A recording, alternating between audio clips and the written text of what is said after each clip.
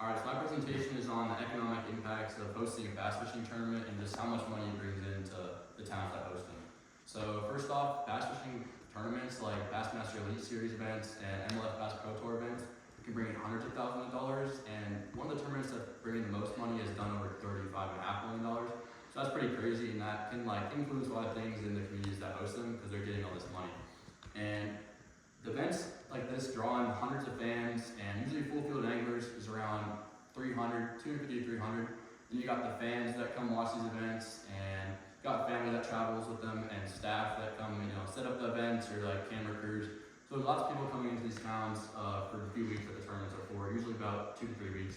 But yeah, so the people coming into this town are just gonna create a surge in business. So more employees are gonna have to come into work, and really these events can put a lake town on the map as the #1 sportsman destination really fast. And a good example of this is Lake Guntersville and Lake Champlain in New York. Both these places have been really popular over the last few years. Especially Lake Guntersville is a good example because you can go down there 4:30 in the morning before the sun even gets up, and you'll be one of the last people there because of how busy it is and how popular the place has become. You'll be the last person in the parking lot and might not even have any room to park because of how many people are there.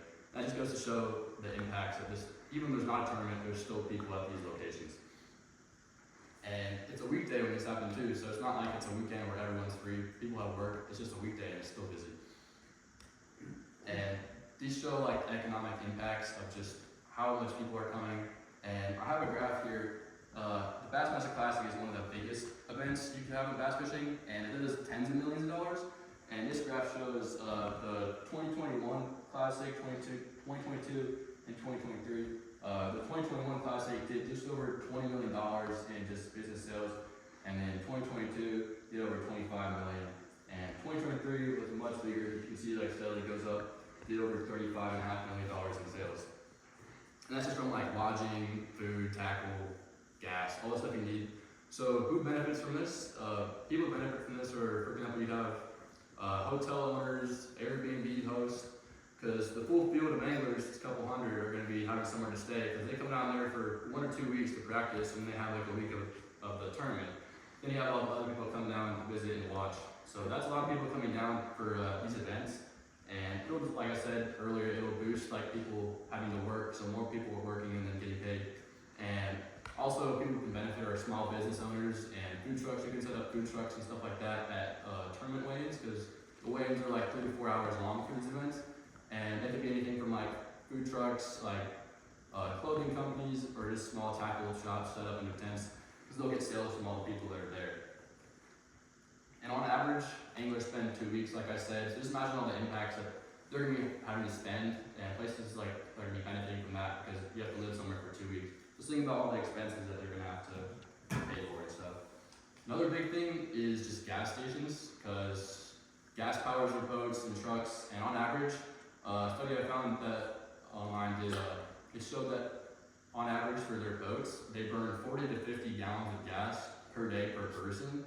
If you multiply that by around 300, which is a full field of anglers, it gets to be about over $35,000 spent per day on gas, and that's just boat gas. If it's about $3 is the average, but yeah, that's not even truck gas or anything like that for them getting to the boat ramp and putting the boats in or anything like that. It's strictly just boat gas. And other people that can benefit are just restaurant owners, marina owners if they fill up there. You have boat mechanics, because with all those boats in the water, something's going to go wrong, most likely, always does, and they're going to be paying lots of money to get them back on the water real fast. So those places are going to be getting lots of money from that. So why should you invest in these tournaments? You should invest in hosting these tournaments in your town because of all the money that's coming in, and if you don't, you're going to miss out on it, and you're just going to go to the next town over. And most places actually do miss out on it because they overlook this and think it doesn't bring in that much money. And they need to host them just obviously because of economic impacts and just the publicity it brings to their towns. And if your community isn't already, something you can do to kind of prepare for that or just market yourself better is you can build bigger boat ramps, or if you already have them, just update them, make them nicer, put more parking places, or just build more hotels, or upgrade them or update them, just to kind of market yourself for the bigger tournament field and kind of catch the eye of the tournament directors. And tournaments do have a proven track record of boosting economies. And another way places have kind of shift their businesses towards fishermen to kind of catch their sales and stuff like that is Waterfront Tackle in Alabama.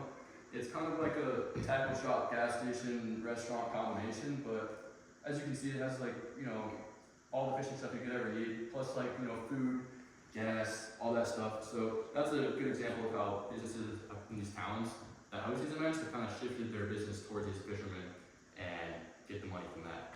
But another good example of how this boosts economies is the 2019 Bassmaster Classic in Knoxville. That event did over $35.5 million and did $2.75 million in just state sales tax revenue to the state of Tennessee. And just for Knoxville alone, did around $14.5 million just in the Knoxville area, which obviously would help boost businesses and stuff like that. And the average angler spends $250. I think that's kind of like a lowball estimate, but they're spending that much a day per person at these events. I think it's probably more than that, but if you multiply that by the field of anglers, that's around $75,000 per day times 300, which is a full field. And the problem with not hosting these events is that, like I said, your town's going to miss out on this, and those anglers are just going to go somewhere else, and the tournament director is just going to have the tournament somewhere else. So you might as well be hosting these, especially if you have a lake nearby that's pretty good. And if you don't, you're going to miss out on tons of income, and we're just going to overlook you. And like I said, neighboring towns will get all your money, and your hotels could be full, your restaurants could be full, you could have a really busy town, and lots of businesses will be doing good from this and getting lots of money. So you're not going to want this opportunity to pass you by. You're going to want to invest in this just because how many sales it does. Like I said, one event can do $35.5 million, and that's enough to change a small town a lot. So I have a number on here if you want to kind of contact that. That'll get you in touch with the head people at Bassmaster to put you on the next stop of the tournament show. So yeah, any questions?